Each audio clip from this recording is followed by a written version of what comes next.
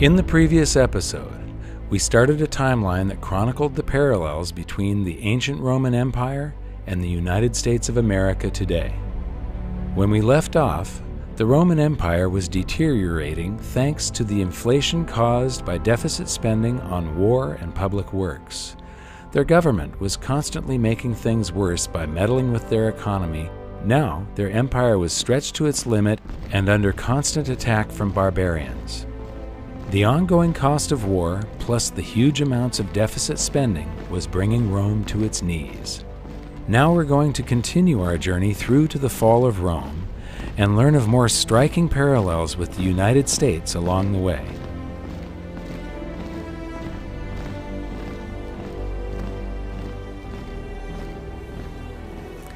The Romans were the first culture to have social programs. The Athenians had great public works, and they had the expense of war. But in Rome, they had the expense of all their great public works. They had the expense of massive armies occupying foreign lands, and they had the expense of social programs. During the end of the Roman Empire, Rome's population was approximately 1 million people, and 200,000 of them, 20%, were receiving daily distributions of wheat. That's welfare. As their empire decayed, Roman leaders employed a tactic called bread and circus to keep the public distracted and placated. The bread refers to the free grain, also known as the dole, and circus translates to the games that would be held here in the Colosseum with free food, wine, and rather violent entertainment. I find it absolutely fascinating to try to imagine what was happening here nearly 2,000 years ago.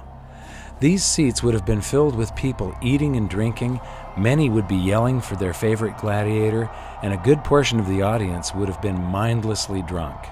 The emperors and elite watching from up on high? What a scene! So the Colosseum is a great example of both the huge expense of Roman public works and the endless deficit spending they carried out to pay for supposedly free stuff. But is there such a thing as a free lunch? Breads and circuses give away oil, give away grains, and give away wine, and people would love you. They conquered Egypt. By golly, that was a lot of grain you could give away. But what it did was destroy the economy. And when you put in the taxation to pay for it all, what it did was destroy the small farmer. And so the wealth creation that would enable you to do these things went by the boards, and so it became a vicious cycle. So now let's continue filling in our timeline from the previous episode so that we can keep track of where we are in the story. Welfare, bread, and circus were basically distraction tactics used by the ruling elite who would offer promises of free stuff to ingratiate themselves with the public. There's a famous quote from the satirist Juvenal who summed up the situation very succinctly. Give them bread and circus, and they will never revolt. The citizens felt like they were getting these things for free when they were actually paid for by a crushing double blow of continuous currency debasement and increased taxation.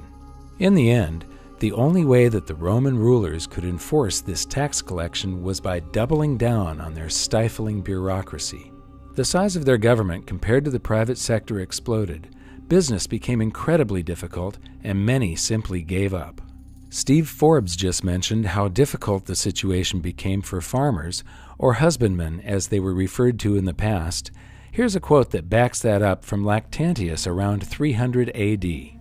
There began to be fewer men who paid taxes than there were who received wages, so that the means of the husbandman, being exhausted by enormous impositions, the farms were abandoned, cultivated grounds became woodland, and universal dismay prevailed.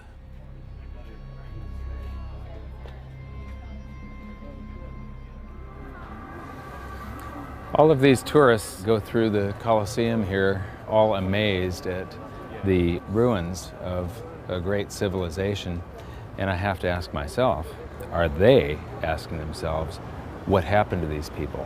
Why did this thing fall into ruin? Everybody goes and they buy these trinkets at the gift shops and postcards and books, and they have their pictures taken here and there. I don't think any of them are thinking about the fact that most countries on the planet are doing exactly the same thing today. Most of what Americans know, I fear, is what movie stars are doing, what sports stars are doing, and what occurred on the last installment of Jerry Springer or some other reality show.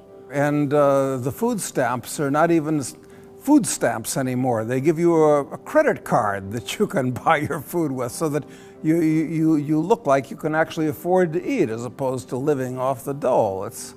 Yes, it's very similar. People's relationship to money in a country like America, the biggest economy in the world, is based entirely on the benefits they get from consuming and consumerism. And right now, you have an era of popularization of drugs that are being used, like Prozac and other drugs, that people are taking massive quantities of while they're consuming popular culture for instant gratification. So you have instant gratification enhanced by drugs with a consumer culture with easy credit. So people are literally high all day long. They're consuming, they're on drugs, they've got cheap sugar, they've got cheap high fructose corn syrup in America thanks to those massive government subsidies. So they're basically spinning their tits 24/7, 365. Now, as soon as that value proposition changes, and you're not getting high as easily as you did yesterday, the cost of getting blitzed out of your skull on cheap drugs, cheap sugar, and cheap entertainment tips to an actual cost where you've got to actually put in a day's labor, then you're going to see social unrest. Then you're going to see real change because those people suddenly are going to be facing reality without the benefit of being on drugs. And that's going to be a day when suddenly this economic model of consumption at the expense of humanity comes to a screeching halt. So the ancient Romans had welfare, bread, and circus. Today, the USA has welfare and mass distraction.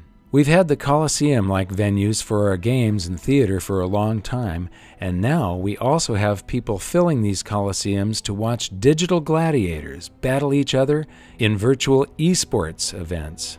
These sporting and electronic spectacles, along with mindless entertainment like talk shows, are piped directly into our homes on TV or now even to the cell phones in our pockets. We have the same politicians who constantly make impossible promises of free stuff, and a good portion of the population are hypnotized into believing them thanks to our modern version of bread and circus. Just like in ancient Rome, the USA has increased taxation in an attempt to pay for all of the so-called free stuff. And not surprisingly, we are now also burdened with a stifling bureaucracy in order to enforce the ridiculous amount of rules, taxes, and regulations. The size and scope of government has gone past anything that the founders of our country could have imagined in their worst nightmares, and now we face the same problem as ancient Rome. There are now fewer and fewer productive individuals and businesses left to fund the buffoonery of government. Remember, governments cannot create prosperity, they can only consume it.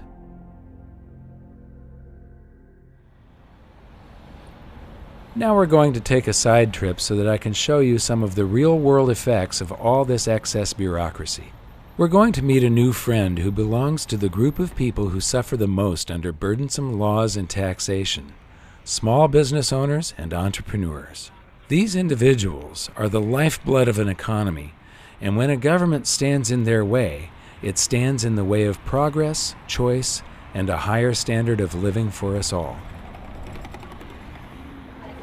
We've been in many, many restaurants all over the world. And we came back to Rome on the way to Venice solely so that we could stop and eat at Fiora di Zucca, our favorite restaurant in the world. And we've got the owner here, Roberto.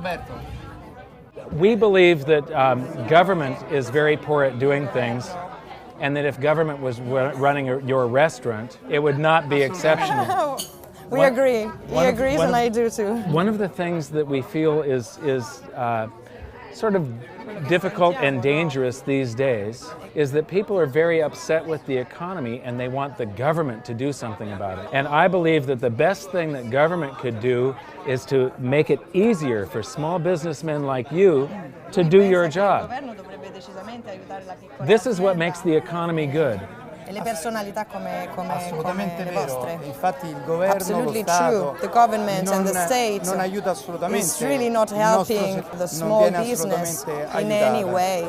Se io avessi un aiuto politico, se If avessi I un aiuto dello Stato, had government io help, avrei la voglia di aprirne uno, due, it could 10. probably open more of them. You don't need government money, though. What you need is just for government to get out of the way and make it easier to go into business. Not so many rules, not so many taxes, right? Dice sì, a questo punto non è neanche più un discorso di capitale, è un discorso di amministrazione e di tasse. Exactly. Yeah. In ancient Rome, the government was telling you how much you could pay your workers, and no more, no less. The government was telling you how much you could charge for that buffalo mozzarella and that flatbread. If the government told you everything you could do, would you want to stay in business even? Assolutamente no. Yeah. Absolutely not. Diventa un McDonald's totale. It just becomes a big McDonald's for everybody. Yes. This is the problem. Right. This is the problem. This is the problem. We live in a state we call the People's Republic of California because the government has made so many rules, it is becoming very difficult for a small businessman. Sta mettendo proprio i bastoni nelle ruote della piccola azienda. Ma anche qua in Italia. Here Anche qua in Italia. it's the same problem. Ci stanno portando via dall'Italia per quello che mi riguarda, cioè se It's io like avessi they are trying to do everything to take us away from this country. di andare in un altro If he had the courage to go somewhere else, he probably would do it. Ma It's a struggle to stay here. I have all the same problems on the other side of the world.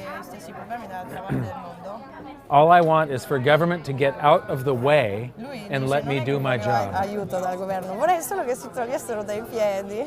sono perfettamente I d'accordo. feel like I have found a brother. Agree. My brother. Roberto is still in Rome, and I love nothing more than supporting his exceptional restaurant whenever I'm in the area. But since filming this segment, the burdens placed on my business in California became so totally unbearable that I had no option but to move operations out of state. It pains me deeply to watch history repeat like this, as this affects people's lives, including some of the best employees and friends I ever had. Mille grazie. Mille grazie. Grazie a te. The role of government, among other things, is creating an environment where people can go out and do creative things. Our founders understood we are born with certain energies. The question is, are those energies going to be directed in a positive way or a destructive way? You know, there are two ways you can get ahead. One is to steal it from your neighbor, and the other is to go out and provide a product or service that somebody else wants, create something that hadn't existed before out of your mind. You take the risk and you do it, and we all benefit from it. And that's why it's so important to have that proper environment. And what makes up that environment? Well, you don't have to be a PhD. In fact, it'll probably get in your way. One is the rule of law, where you know what the rules are. Sound money, sensible taxation. Taxes are a price and a burden. And if you lower that burden, people are able to focus and do more real things, making it easy to set up a legitimate business.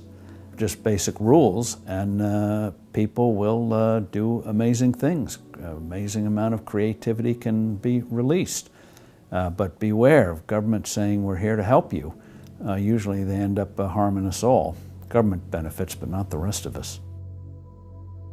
One of the things I've noticed is we keep on putting people in charge that not only don't know anything about monetary history, but they don't know the fundamental economics that a normal businessman would know. Any businessman owner, or just somebody that is able to control their own finances at home. What they hire are people that, they're quants that have theories in their head. They've got some book knowledge, but they've never actually hired a person. They've never made the books balance or had to go out and make sure that there's more profit coming in this month than expenses so that they don't go out of business. That's exactly right. It's exactly right. It's this fascination, this love affair that the world has with academic economists in the last 20 years. You know, I think you'll find, like everything else, it goes full circle. At some point in the next 20 years, we'll have central banks staffed exclusively by successful business people who've been brought in to fix the mess that you know, bureaucrats and academics have fostered upon us. Actually, I think an even better future would be a world without central banks, where the free market is left alone to decide what money is. You may say I'm a dreamer, but I'm not the only one. Anyway, back to the story. Let's look at the last two entries on our timeline for both ancient Rome and the USA and see if we can use them to predict what comes next. If you have more currency flowing into the government in the form of taxes, and then multiply that by more bureaucrats, what does that equal? If you guessed the corruption of the political process, you'd be spot on. In ancient Rome, one of the fastest ways to accumulate personal wealth was to hold office and bestow favors on individuals or businesses in return for gifts. In other words, bribery. In the modern USA, I hate to say it, but not a lot has changed. Cronyism is now the norm in Washington. This is where industries and individuals can basically buy a politician to vote a certain way. In some cases, we've seen their influence extend to the highest levels, where outsiders are writing the legislation and having their cronies introduce it. We've also seen the advent of revolving door politics, where politicians may not take cash directly as bribes, but as soon as they've fulfilled their purpose in politics, they walk out the door of public disservice and into highly paid positions in the private sector. How convenient. So, when we take a look at our timeline, the parallels are really starting to stack up. Our political and monetary experiments never seem to end, and I know I'm not the only one who feels like we are accelerating towards something really big. Now I'd like to introduce you to my friend Chris Martenson. He has an absolutely wonderful series called The Crash Course that I highly recommend that you watch. Chris is a scientist and entrepreneur who does an excellent job of clarifying complex systems and scenarios. So I wanted to get his take on why it feels like we're speeding toward the edge of a cliff. Tell me about exponential growth, because this was one of the pieces in your series that I was blown away by. You know, it's there's this famous quote by Keynes that not one man in a million understands inflation. The inflation process is very important. I think it's one man in a billion that probably understands what exponential growth is, and it's one of the most important things that we could get our arms around. And the reason it's so difficult to talk about is because we're humans, and we're not wired for exponential growth. We think in linear form. So if something goes from 1 to 2 to 3 to 4, people get a sense of that. We know how that works.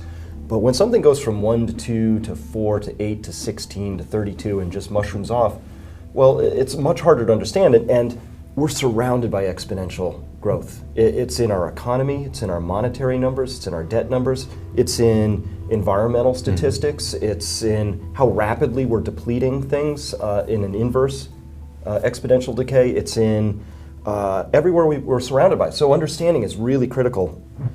So I have a couple examples to help people understand what exponential growth is and why it's so hard. So if I had 2 erasers, and I said, all right, I'm going to give you $100 based on how evenly you can bring these 2 erasers together, nice even speed, you'll do a great job at that, right? You'll win $100 from me every single time. But now let's replace them 2 big heavy magnets, you know, neodymium magnets, maybe from a Tesla coil, you know, something really awesome. And you'll do what everybody does. All of a sudden they'll snap together, right? And it's because these magnets are pulling together with exponential force. And even though you might be physically capable of controlling that, your mind and your muscles and your neurons won't be able to wire that up. I'll give you 100 shots and it'll still be doing this because we just aren't wired for that. Another exponential example that really helps bring this home. Do you have a park, like a favorite park that you wouldn't mind see getting ruined? How about, I think they're going to decommission Candlestick Park Candlestick. in San Francisco. Perfect. Area. All right, let's use that as an example. So here's the thought experiment. Imagine I have a magic eyedropper, and it's magic because the drop of water that comes out of this eyedropper will double every minute. So after 1 minute, you get 2 drops, and after 2 minutes, you get 4 drops, and after 6 minutes, you can fill the thimble up, right? All right, so let's do 2 things. We're going to make this part watertight. and I'm going to handcuff you to the highest row of bleacher seats. And let's start this tomorrow, 12 o'clock. You're handcuffed up in this highest row of bleacher seats, and I go down right into the center of the field, and I put one of these magic drops down. Now, here's the question. How long do you have to escape from your handcuffs, knowing that this park is going to fill up with water? Okay, one drop, and it's got to fill the entire park. How about a day? A day. Good, that's close. What if I told you the answer is 50 minutes? Wow. You can think 51 minutes, if you want to get rid of the skepticism, right? Mm-hmm. So that's amazing, right? Just 50 or 51 minutes, and it's all over. The whole park is full. That's not the important question. Here's the important question. At what time is this park still 97% empty space? It's not filled with water. And do you realize the seriousness of your predicament? Well, I know it would be half full 1 minute before my predicament. So, I don't know, 10 minutes? It's 5 minutes. 5 minutes, okay. So if we go back just 5 minutes in time, there's a little bit of water in the infield. And then 5 more minutes, and it's over. And so when I look at this, I look across the world and I think, okay, from all of human history until 1960 to put the first 3 billion people on the planet, and then just 40 years to put the next 3 billion people on the planet. And this is important because the Earth is our stadium, and we're living through one of the most extraordinary periods of human history. Not just American history, not just in our personal lifetime history, but human history, because you and I will be alive during a time when human population will have fully tripled from roughly 3 billion to 9 billion if we live to ripe old ages. It's extraordinary. It's putting pressure on everything, and that exponential human growth is putting the curve on all those charts we just talked about. How fast we're depleting oil, how much food we have to grow, airline miles traveled, loss of tuna from the oceans, how much money has to be created. All of that is being driven by this exponential process. And so something I really like to be able to communicate to people is that exponential processes speed up at the end. So if anybody watching this has the sense that maybe things are going faster and it's harder to keep up with events, and wait, what's happening in Europe, it seems to be crumbling fairly quickly, that's because we have all these exponential processes converging on this one moment in time, and yes, things really are speeding up here and now. The system they have is failing. It's falling apart. Keynesianism won't work. To me, we're in the beginning stages of what happened to the Soviet system. We may be like at 1987 in the Soviet system, where 2 years later, 4 years later, it was gone. And that could happen to us. And as long as people will still use the dollar, that's going to continue. But we're getting dangerously close. And the end stages of a currency system comes rapidly. So even though we've been slipping and sliding for 100 years, our dollar is now worth 2 cents over 100 years. That's pretty much of a crash, but it isn't a crash in the sense of going off a cliff. And I believe that history shows that currencies eventually can go off a cliff when a false confidence is just dissipated. And we have a confidence, but it's based on all false notions and maybe out of desperation, a lot of rigging. But anyway, it's still working. The dollar, although weaker as an international currency, still works. But that is what we, as a people, and not only the United States, around the world, have to fear, because it will affect the whole world when this comes. And this is why this issue, for me, is so important. We are in big trouble, and there's just no way out. And I am sorry to say about that. And I love my country, and I'm sick to death about what's happening to it because of morons in government and a big bunch of morons in academia who let the Federal Reserve do what it did. It's all so simple. It could have all been prevented, but just by following the damn Constitution. Money shall only be silver and gold. How simple can it be? It's less than a dozen words. And all you got to do is follow that. Yeah, we have got a prayer. We haven't got, only people who got a prayer are the people who are buying silver and gold today. You and me. What amazes me are the stark similarities between ancient Rome and today. Once again, we're debasing the currency to pay for war, social programs, public works, while we keep the society placated with bread and circuses, football, sports, American Idol, Dancing with the Stars. Our government keeps on getting bigger as our military aspirations expand our empire. Congressman Ron Paul recently stated that we have over 900 military bases in 130 countries. That is an empire. And that brings us to one of the most dangerous parallels between ancient Rome and the USA, the excessive influence of the military on government. Rome's elite realized very early on that keeping the military happy was of the utmost importance if they were to either gain or stay in power. As a result, the military grew in size and attained high levels of leverage throughout politics. In today's USA, we spend trillions of dollars on our military, and it has grown into a behemoth. Much of the revolving door politics mentioned earlier comes as a result of the massive deficit spending that we pump into so-called national defense. Our country has become a war machine. We are on offense, not defense, and there is now an entire industry reliant on keeping things this way. And it's not as though we haven't been warned about this. In fact, alarm bells have been ringing for longer than 50 years. I'd like to show you part of a very important speech from the year 1961. President Eisenhower had just served 2 full terms in office, and he was just about to hand over the presidency to John F. Kennedy. Despite his own military background as a 5-star general and the supreme commander of the Allied forces in Europe during World War II, Eisenhower chose one of the most important moments of his presidency, his own farewell address to the nation, to warn America of the dangers of the corrupting influence of what he famously termed the military-industrial complex. Until the latest of our world conflicts, the United States had no armaments industry. American makers of plowshares could, with time and as required, make swords as well. But we can no longer risk emergency improvisation of national defense. We have been compelled to create a permanent armaments industry of vast proportions. Added to this, 3.5 million men and women are directly engaged in the defense establishment. We annually spend on military security alone more than the net income of all United States corporations. Now, this conjunction of an immense military establishment and a large arms industry is new in the American experience.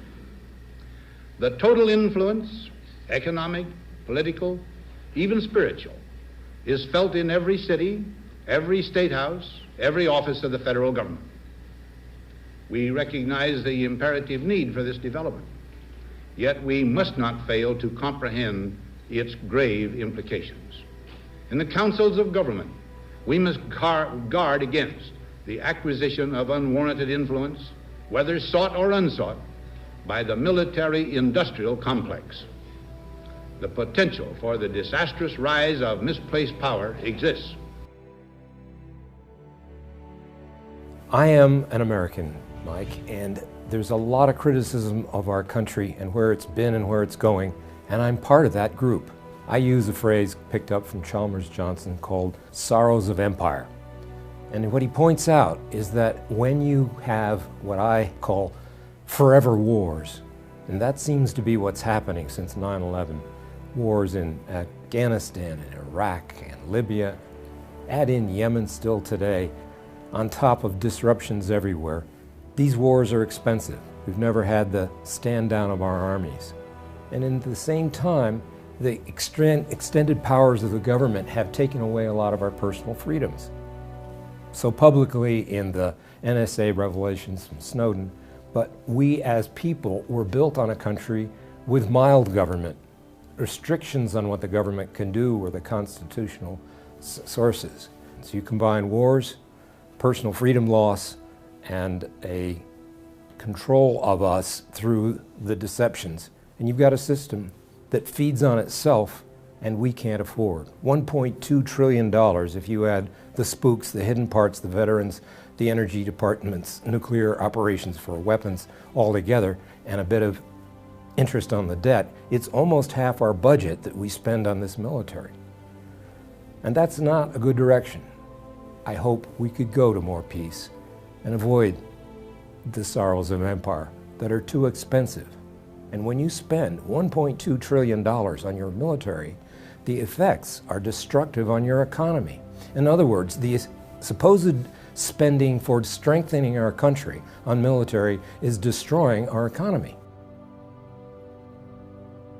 When we were in Rome, it was to see how a great society, a great empire, can completely collapse and fade into history because of deficit spending and currency debasement, because of all the things that the U.S. is doing today, because they were trying to fund these armies that are occupying foreign lands just like the U.S. is doing today, because they were trying to have bread and circuses, what we call guns and butter, while they were funding all of this war. And all the deficit spending and currency debasement to pay for it is one of the key factors in what brought Rome down. And this great civilization faded into history, and not only that, but they lost for a long time. The technologies were lost, all the knowledge and insight that they had, the standard of living. I mean, we were plunged into the Dark Ages. But there's another side of this story that is rarely heard or explained. To me, what you're about to learn is something that absolutely cements the importance of sound money and how it is foundational to a prosperous society. As Rome was struggling in the late 4th century, Emperor Flavius Theodosius divided the Roman Empire into 2 parts, each to be ruled by one of his own sons.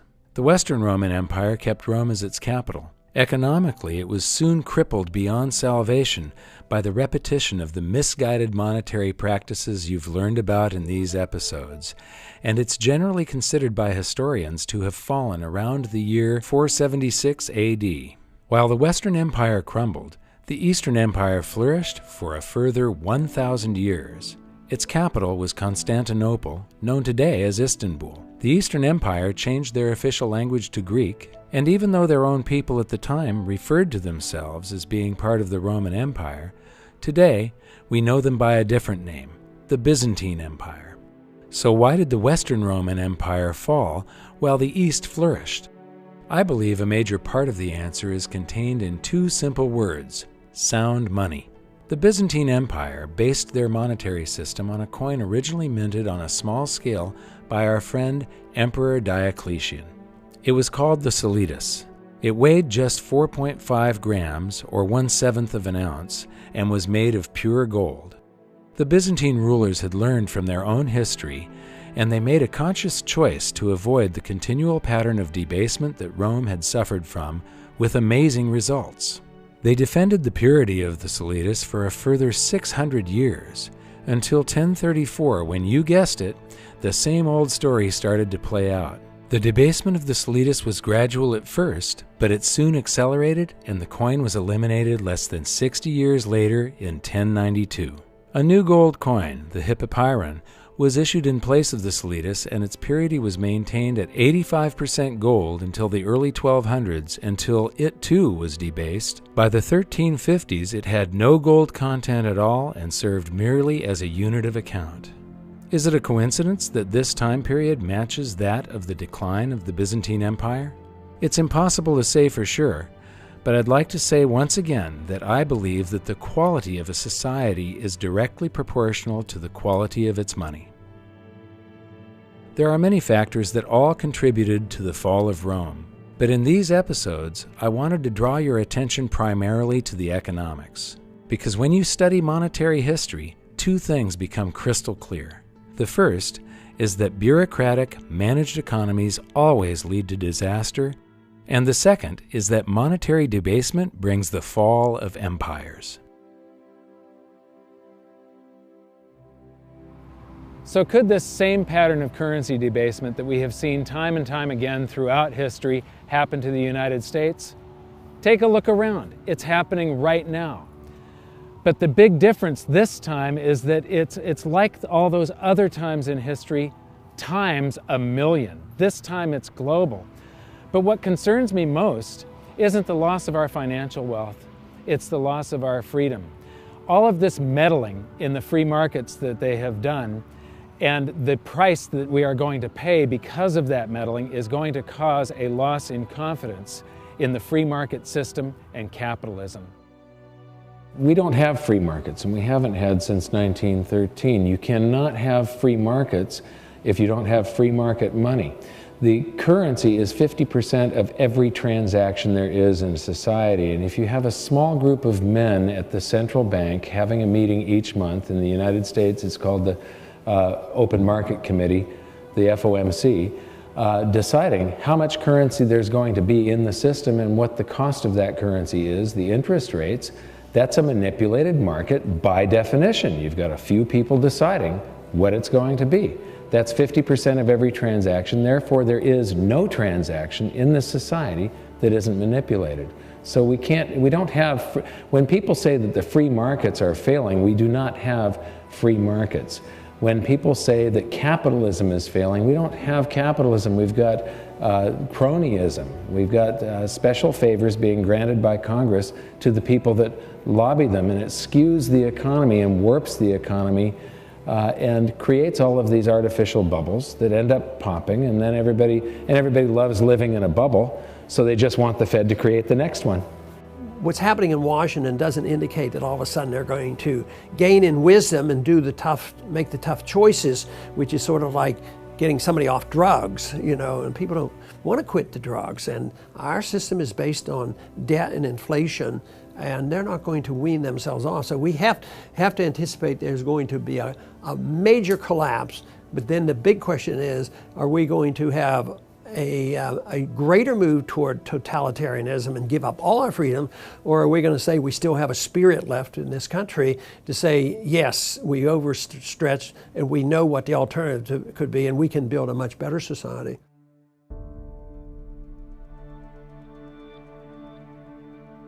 Milton Friedman, the great economist, once said, "When government, in pursuit of good intentions, tries to rearrange the economy, legislate morality, or help special interests, the cost comes at inefficiency, lack of innovation, and loss of freedom.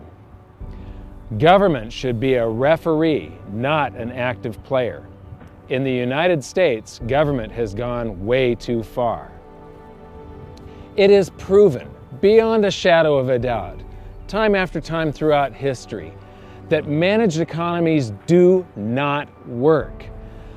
Free markets have always won, and they have always provided a higher standard of living. When people cry out for the government to do something about it, they're asking for the government to manage the economy. They are asking for the government to lower their standard of living. Ultimately, what you get is the USSR or Mao's China. That is what a managed economy brings you. It's time for you to take action. It's time for you to get educated on this, to find out more, and then to voice your opinion, to make yourself heard.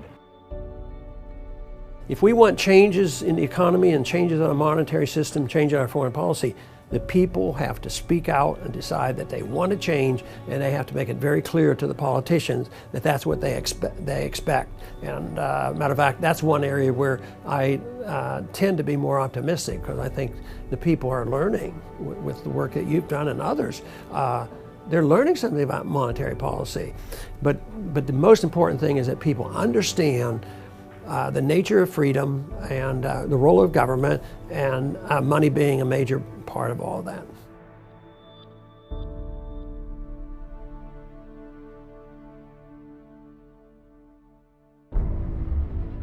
So now that we've seen the economics of the fall of Rome, it's time to take a look at the options in front of us for the USA.